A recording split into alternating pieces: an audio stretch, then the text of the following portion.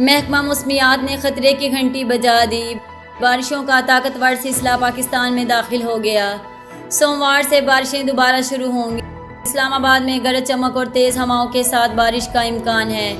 پنجاب میں بیشتر علاقوں میں گرج چمک کے ساتھ بارشیں ہوں گی۔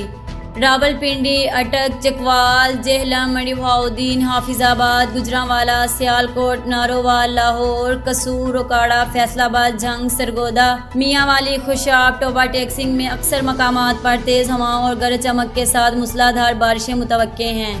سندھ کے مختلف علاقوں کراچی، حیدرآباد، سکھر، لاڑکانہ، شہید بے نظیر آباد، سانگھڑ، ٹھٹھہ، بدی اور میرپور خاص میں بارش ہوگی۔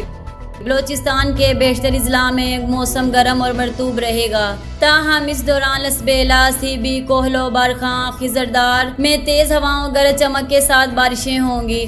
خیبر پختونخوا کے علاقوں سوات، ہنزا، شانگلہ، کوہستان، ہری پور، مانسہرہ، ایبٹ آباد، پشاور، چارسدہ، سوابی، مردان، کوہاٹ اور کرم میں تیز ہواؤں اور گرج چمک کے ساتھ موسلا دھار بارشوں کی توقع ہے۔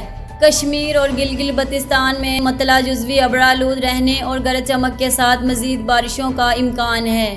بارشوں کے نئے سلسلے سے ندی نالوں اور دریاؤں میں پانی کی سطح بلند ہوگی۔